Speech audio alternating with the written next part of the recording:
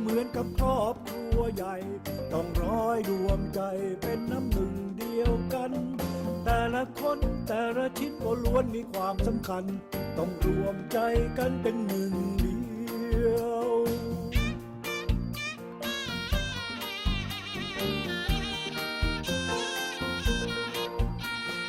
ปีเหมือนกับพ่อเป็นผู้นำของบ้านเพลงจะเพราะจะหวานพ่อจะคอยดูแลขอคอยให้จังหวะกับลูกๆเหมือนกับแม่ แม่ที่คอยดูแลห่วงใย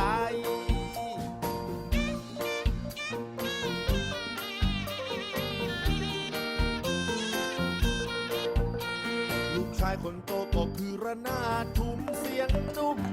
คอยควบคุมน้องชายที่ฉลาดเฉลียว เจ้าระนาดเอกช่างแสนจะปราดเปรียวไม่ให้รถเลี้ยวตกคลองวงดนตรีก็เหมือนกับครอบครัวใหญ่ต้องร้อยรวมใจเป็นน้ำหนึ่งเดียวกันแต่ละคนแต่ละชิ้นก็ล้วนมีความสำคัญต้องรวมใจกันเป็นหนึ่งเดียว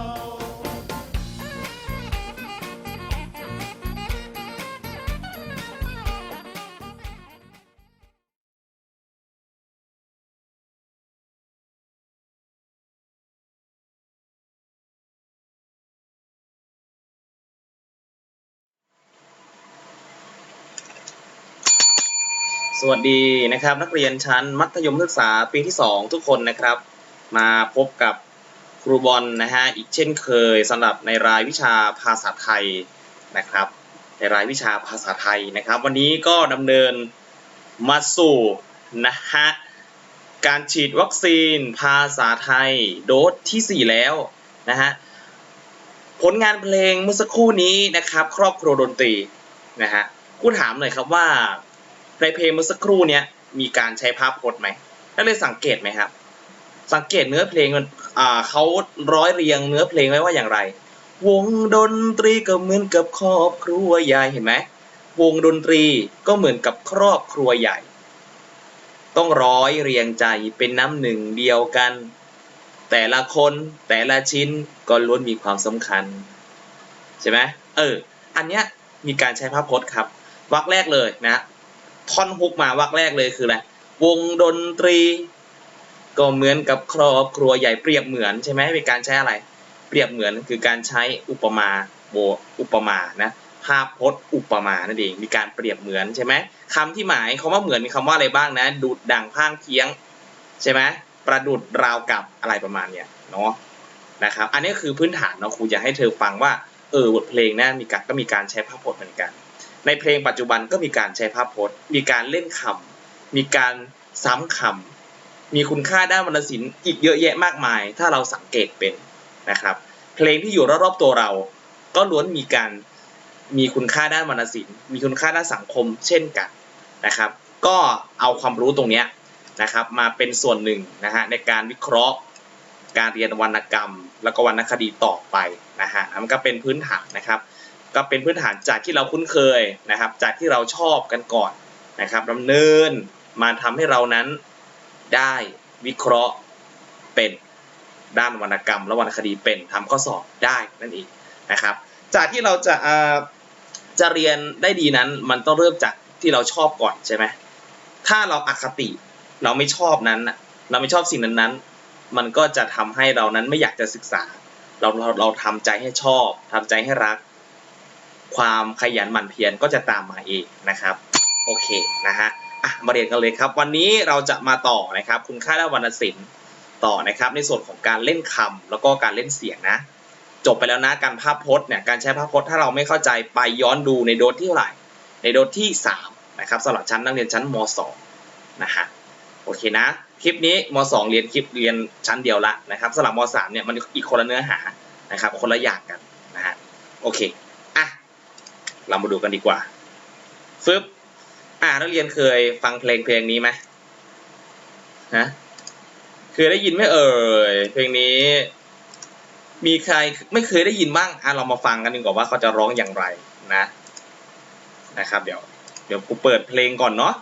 จะได้แบบเพิ่มอรรถรสในการเรียน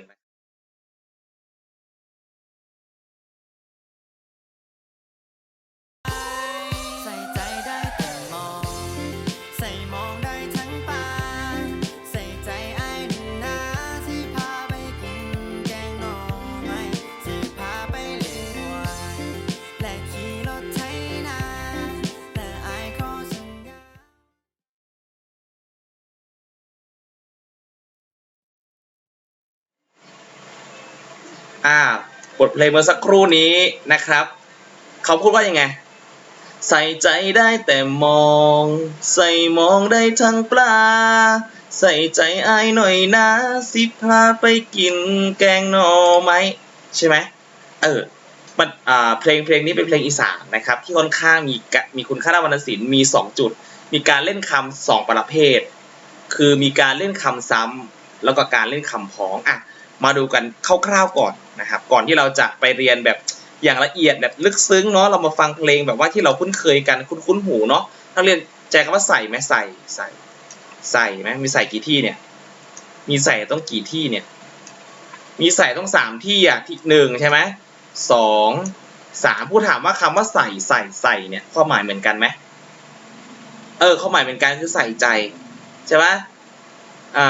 ใส่ใจให้ความสำคัญใช่ไหมล่ะแต่เขาก็วิงวอนว่ามาใส่ใจผมหน่อยเพราะว่าผมเนี่ยจะพาไปกินแกงหน่อไม้อย่างเงี้ยมีการโน้มน้าวใจด้วยเห็นไหมดูนะใส่ใจได้แต่มองก็มีความใส่ใจใส่ใจได้สายตาที่จะมองเธออย่างเดียวมองในที่นี้หมายความว่ายังไงคือการมองคือการเห็น see ใช่ไหม see ใช่ไหมการมองนะครับต่อมาใส่มองได้ทั้งปลามองในที่นี้มันจะหมายถึงการมองเห็นไหมมันจะหมายถึงมองเห็นไหมเรามาดูมองที่1กับมองที่2ความหมายเหมือนกันไหมครับความหมายต่างกันมองในที่นี้มันคืออะไรข้องใส่ปลาหรืออุปกรณ์ใส่ปลาใช่ไหมมองเป็นภาษาอีสานนะโอเคไหมมองเขียนเหมือนกันไหมออกเสียงเหมือนกันไหมแต่ความหมายต่างกันนี่แหละครับคำว่าใส่เนี่ยคือการเล่นคำซ้ำจะต้องมีความหมายเหมือนกันแต่ถ้าเขียนเหมือนกันออกเสียงเหมือนกันแต่ความหมายต่างกันในแต่บริบทความหมายต่างกันอันนี้เขาจะเรียกว่าการเล่นคำพ้องรูปแล้วก็คำพ้องเสียงอันนี้มันเป็นศิลปะในการเล่นคำเรียนจำไว้นะมันเป็นศิลปะในการเล่นคำนะฮะเล่นคำมีเยอะแยะมากมายเดี๋ยวมาเรียนกันวันนี้นี่คือการเกริ่นให้นักเรียนได้ศึกษาก่อนจากบทเพลงที่นักเรียนคุ้นเคยจากบทเพลงที่นักเรียนเคยร้องนะเป็นเพลงดังเพลงนึงเนาะแล้วครูก็เอาตรงเนี้ยมาให้เธอศึกษานะครับโอเคเรามาดูบทเพลงนี้นักเรียนเคยได้ยินไหมเพลงนี้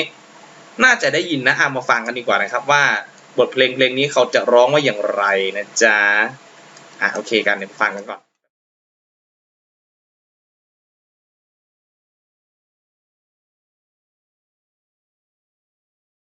ชอบแบบนี้ก็ชอบที่เป็นแบบนี้ชอบแววตาแบบนี้ชอบรอยยิ้มแบบนี้ก็ชอบคนนี้โอ้จะเอาแบบนี้จะเอาที่เป็นแบบนี้จะเอาแววตาแบบนี้จะเอารอยยิ้มแบบนี้จะเอาคนนี้โอ้ baby ก็ชอบที่เป็นแบบเธอ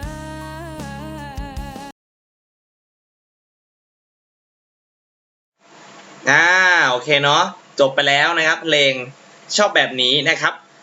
มีการเล่นคำยังไงเรามาดูกันชอบแบบนี้ก็ชอบที่เป็นแบบนี้ชอบแววตาแบบนี้ชอบรอยยิ้มแบบนี้ก็ชอบคนนี้ความหมายเหมือนกันไหมสีแดงเนี่ยความหมายเหมือนกันเลยเหมือนกับว่าความชอบคือความรักคือมอบอะไรมอบมิตรภาพมอบความรู้สึกดีๆให้อันนี้ความหมายเหมือนกันอันนี้เป็นการเล่นคำซ้ำเราจำไว้ว่าถ้าเป็นการเล่นคำซ้ำจะความหมายเหมือนกันทุกที่ทุกตำแหน่งจะเอาแบบนี้จะเอาที่เป็นแบบนี้จะเอาแววตาแบบนี้จะเอารอยยิ้มแบบนี้จะเอาคนนี้เอาความหมายเหมือนกันไหมเอาคือต้องการอยากได้ใช่ไหมความหมายเหมือนกันเลยนะครับซึ่งแปลกจากตรงนี้กับคำว่ามองเห็นไหมมองที่1กับมองที่2ความหมายต่างกันมองในนี้คือการมองเห็นเธอใช่ไหมใส่ใจได้แต่มองไม่สามารถที่จะเอาเธอมาครอบครองได้คือแบบว่า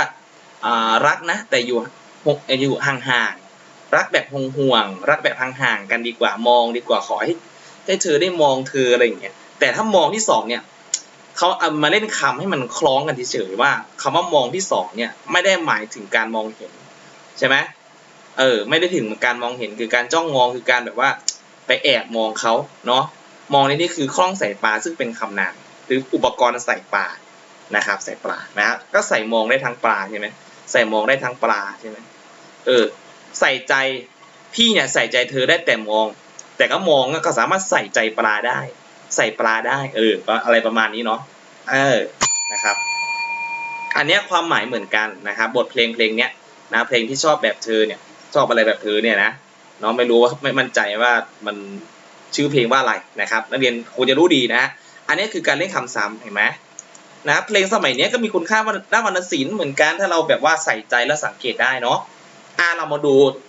นิยามนะครับนิยามดีกว่านะครับเราดูตัวอย่างไปแล้วจากบทเพลงที่คุ้นเคยเรามาดูนิยามนะครับเขาให้นิยามว่าอย่างไรนะฮะเรามาดูการเล่นคำนะการเล่นคำแบบที่1คือการซ้ำคำใช่ไหมการซ้ำคำหมายความว่ายังไงการซ้ำคำคือเป็นกลวิธีที่ใช้คำเดียวกันซ้ำๆกันเห็นไหมคำเดียวกันคำเดียวกันซ้ำๆกันคืออะไรเอาแบบนี้จะเอาที่เป็นแบบนี้จะเอารอยแต่แบบเอาคำว่าเอามาซ้ำกันในคำประพันธ์หรือบทเพลงหรืออะไรต่างๆนะครับเพื่อเพิ่มน้ำหนักเน้นความสำคัญจะเน้นความสำคัญว่าชอบเธอนะเน้นความสำคัญว่าต้องการเธอนะจะเอาแบบนี้จะเอาคนแบบนี้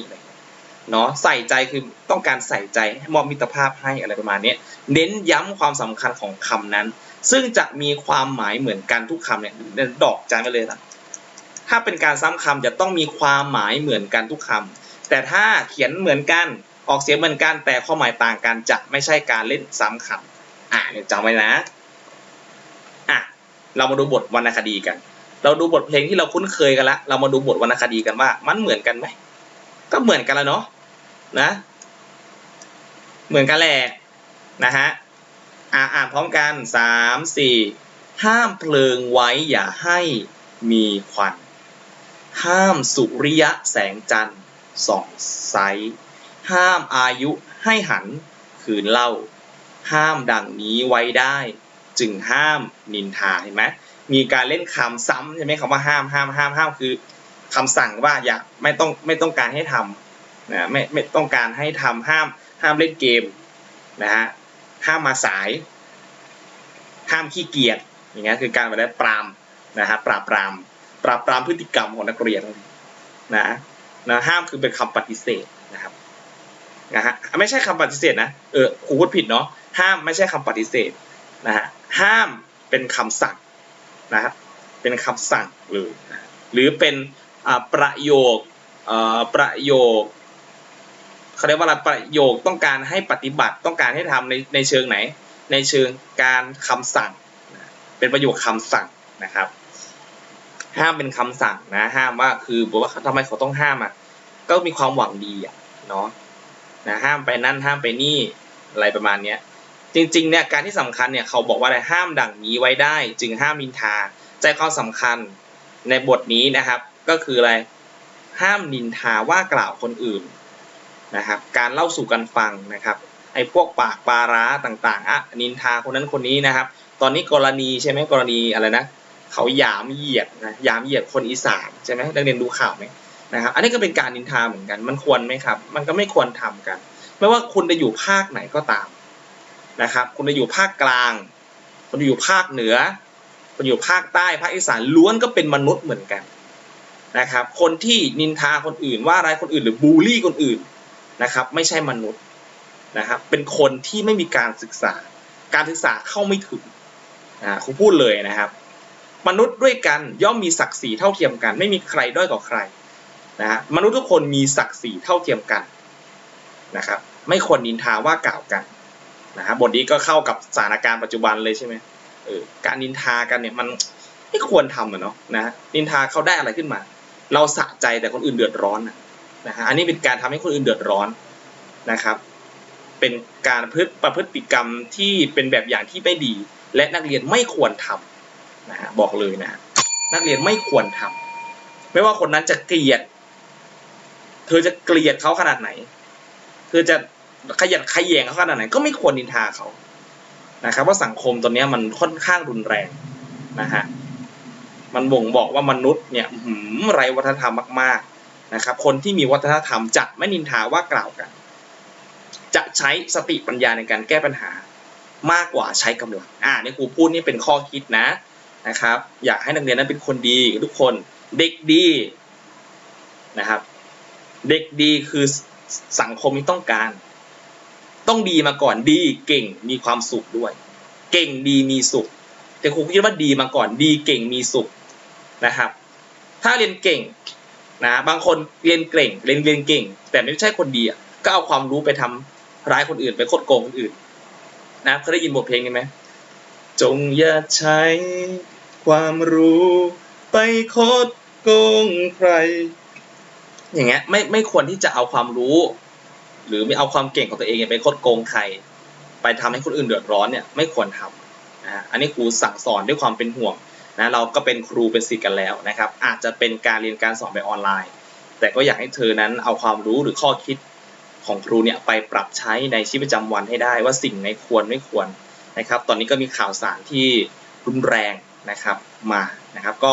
คิดพินิจพิจารณานะครับเป็นกรณีศึกษาว่าสิ่งนี้เหมาะสมหรือไม่นั่นเองครับโอเคต่อมา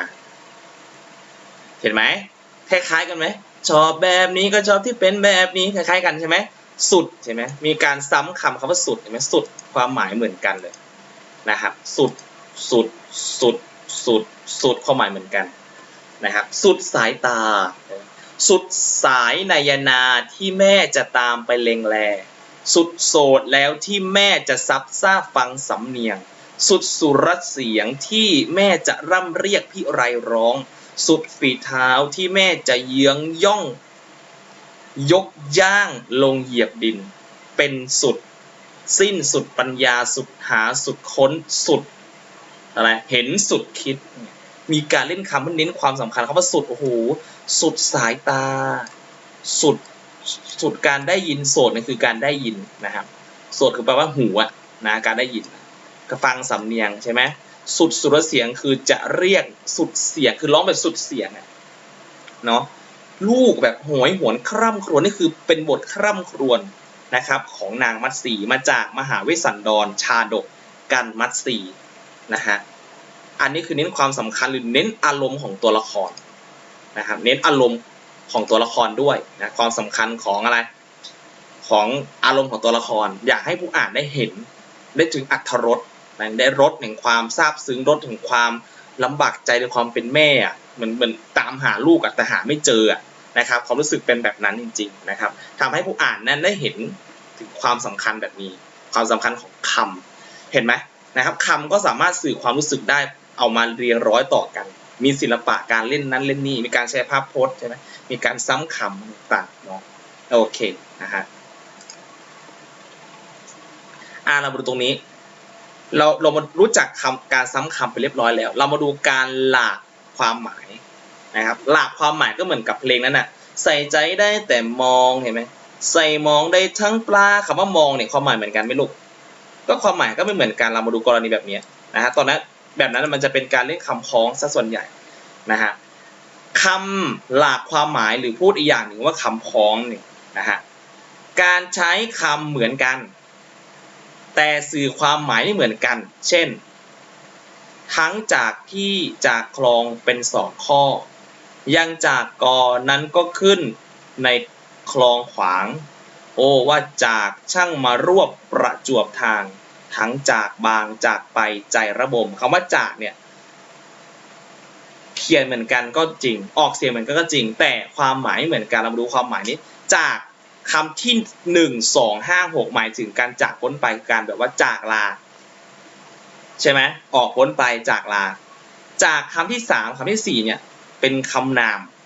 นะเป็นคำนามหมายถึงอะไรชื่อปลาล์มชนิดหนึ่งขึ้นเป็นกออยู่ตามป่าเลนหรือริมฝั่งน้ำกร่อยตื้นๆต้นจากใช่ไหม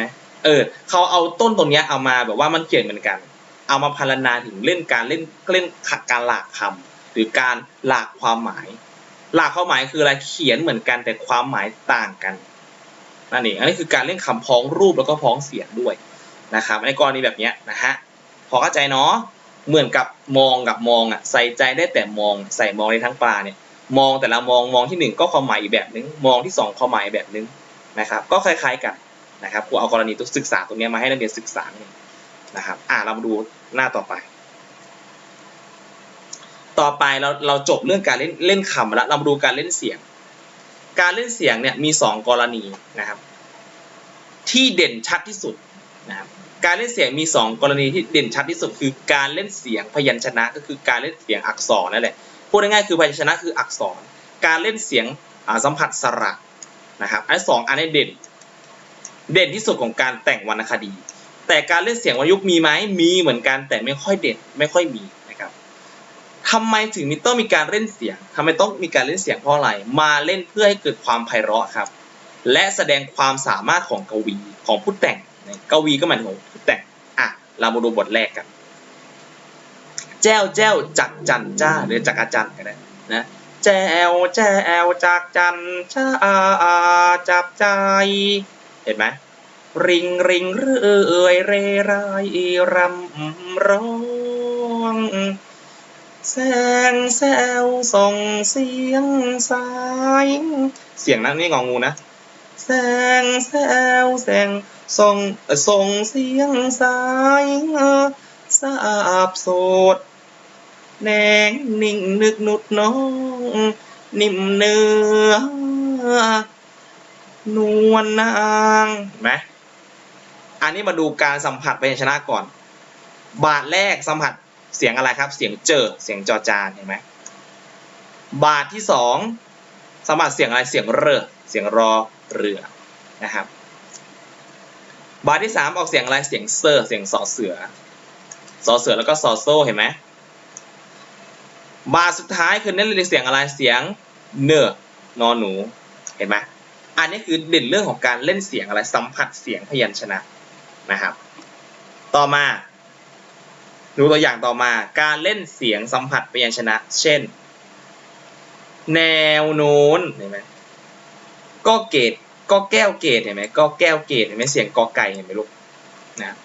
กุลแก้มกากับกาเห็นไหมออกเสียงเกิดหมดเลยนะออกเสียงกอไก่หมดเลยนะครับมาจากร่ายยาวมหาวิสันดรชาดกนะครับตอนการมัตสีเรามาดูบทนี้มีการเล่นเสียงอะไรอีกมีการเล่นเสียงวรรณยุกต์ไหมมีไหมมันอาจจะมีแต่ถ้าหลักการเล่นเสียงวรรณยุกต์เนี่ยจะต้องอะไรพยัญชนะต้นเดียวกันสระเดียวกันแต่เขาจะไล่ระดับเสียงนะครับเอกโทอย่างเงี้ยเอกโทตีจัตวาก็ได้นะเรามาดูตัวอย่างต่อมาก็ได้มาต่อมาเรามาดูการเล่นเสียงสัมผัสสระหมายความว่ายังไงสระคือเสียงแท้เนาะถ้าเป็นหลักภาษาคือเสียงแท้นะครับถ้าในการออกเสียงพยัญชนะเนี่ยถ้าไม่มีเสียงสระพยัญชนะไม่สามารถออกเสียงได้นะนักเรียนเดี๋ยวค่อยมาเรียนหลักภาษาเนาะนะครับเรามาเรียนวรรณคดีก่อนนะครับก่อนที่เราจะไปเรียนเกี่ยวกับหลักภาษาและการใช้ภาษาไทยแบบถูกต้องกันเนาะการเล่นเสียงสัมผัสสระคืออะไรคือการใช้สัมผัสสระหลายพยางค์ติดกันเช่นนะสระหลายพยางค์ติดกันเช่นเจ้าเคยเคียงเรียงเห็นไหมเคียงเรียงสัมผัสกันเห็นไหมคู่ที่แรกคู่ที่1หมอนกับนอนแม้คู่ที่2เห็นไหม1แล้วก็2ใช่ไหมครับเคียงกับเรียงเป็นสระเอียสัมผัสกันหมอนกับนอนสระอสัมผัสกันถ้าเป็นการเล่นนะครับสัมผัสสระเดียวกันแล้วแต่ต้องอะไรเหมือนกันอีกก็คืออะไรก็คืออยู่ในมาตราเดียวกันเห็นไหมเคียงกับเรียงสัมผัสกันอยู่ในมาตราแม่อะไรแม่กงเห็นไหมหนอนหมอนไม่ใช่หนอนอ่านผิดนะหมอนนะหมอนกับหนอนอยู่ในมาตราแม่อะไรแม่กลนะครับขออภัยนะวันนี้นะครับอ่านผิดหน่อยนะฮะเพราะว่าอะไรตอนนี้ก็จะเข้ามาตี 1แล้วนะครูกำลังอัดอยู่เลยนะตี 1ตี 2เนี่ยตอนเนี้ยที่อัดให้เธอเนี่ยนะครับขออภัยด้วยที่อ่านผิดนะครับโอเคเรามาดูกันคอกควายวัวรัวเนี่ยวัวกับรัวสัมผัสกันเห็นไหมกรอกปอกเพียงเห็นไหมอันนี้สระอัวอันนี้สระอะไรสระออกใช่ไหมต่อมารู้ว่าเสียงกรอกแววแผ่วเห็นไหมแววกับแผ่วก็สัมผัสกันใช่ไหมสระแอเห็นไหมบวกกับอะไรมาตราแม่อะไรแม่เกิร์ลนะครับโอเคนะฮะบทนี้ก็มาจากกลอนดอกสร้อยและพึงในป่าช้าบทแรกมาจากร่ายยาวมหาวิสันดรชาดกตอนกันมัตสีนะครับเราดูการเล่นเสียงวรรณยุกต์ เนี่ยการเล่นเสียงวรรณยุกต์เนี่ยการเล่นเสียงวรรณยุกต์เนี่ยเป็นการไล่ระดับเสียงเห็นไหมโทเอกเอกโทก็ได้ส่วนใหญ่เราจะการไล่เสียงระดับเนาะระดับเสียงเอกกับเสียงโทใช่ไหมแต้นแตนเห็นไหมอ่านว่าแต้นแตนแต้นแตนแต้นอ่านว่าแต้นแตนนะเอาเสียงออกเสียงตามสิแต้นแตนแต้นแตนแตรเป็นเขาเรียกว่ามีสัทธพจน์ด้วยเห็นไหมแต้นแตนแตรฝรั่งขึ้นหูเสียงสังนะหูเสียงสังนั่นเองเห็นไหมอันนี้เป็นการใช้สัทธพจน์ด้วยนะส่วนใหญ่แล้วเราเรียนจำไว้ถ้าเป็นการเล่นเสียงวรรณยุกต์เนี่ยส่วนใหญ่แล้วจะเป็นการใช้สัทธพจน์ส่วนใหญ่นะไม่ใช่ทุกคำเนาะเป็นการใช้สัทธพจน์คือการเรียนเสียงธรรมชาติส่วนใหญ่แล้วจะเป็นการใช้สัทธพจน์เนาะนะโอเคนะเป็นการไล่ระดับอะไรไล่ระดับเสียงนะไล่ระดับเสียงส่วนใหญ่จะเป็นเอกโทเนี่ยส่วนใหญ่แล้วจะต้องมีพยัญชนะต้นเดียวกันด้วยนะถ้าไม่ใช่พยัญชนะต้นเดียวกันจะไม่ใช่การเล่นสัมผัสเสียงวรรณยุกต์นะครับเนี่ยเห็นไหมอย่างเช่นพยัญชนะต้นเดียวกันไหมตรเนี่ยเห็นไหมวเหมือนกันเห็นไหมแต่ถ้าพยัญชนะต้นต่างกันจะไม่ใช่อันนี้ครุ่มครึ้มได้ไหมอันนี้ครุ่มครึ้มก็เป็นการเล่นเสียงวรรณยุกต์เหมือนกันนะเห็นไหมเป็นการเล่นเสียงวรรณยุกต์ไหมอันนี้เป็นการเล่นเสียงวรรณยุกต์ไม่ถามก่อนเหมือนกันไหมดูเผินอาจจะเหมือนกันแต่มันต่างกันตรงไหนมันไม่ใช่การเล่นเสียงวรรณยุกต์ตรงไหนคือดูไหมคือมันคนละสระกันเห็นไหมนี่สระอูกับนี่สระเห็นไหมต่างกันเลยนะครับอันเนี้ยเห็นไหมก็เป็นการเล่นเสียงวรรณยุกต์ในเอกโทแบบเนี้ย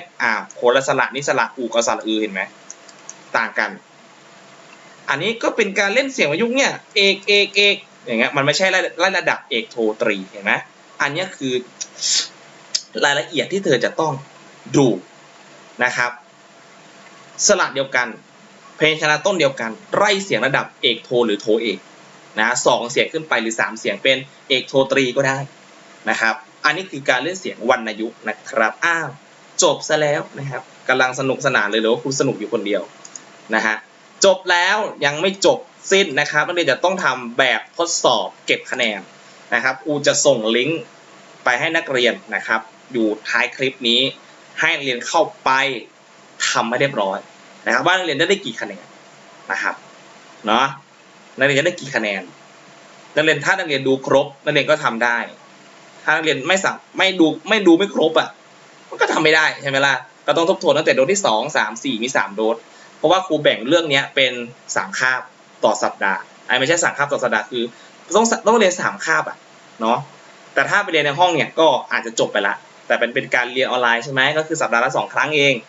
นะฮะอันนี้ก็ครั้งที่3กับการเรียนการสอนนะครับโอเคนะตั้งใจเรียนและตั้งใจทำข้อสอบ10ข้อ10คะแนนนะครับขอให้เรียนโชคดีครับวันนี้ก็กล่าวคำว่าสวัสดีครับ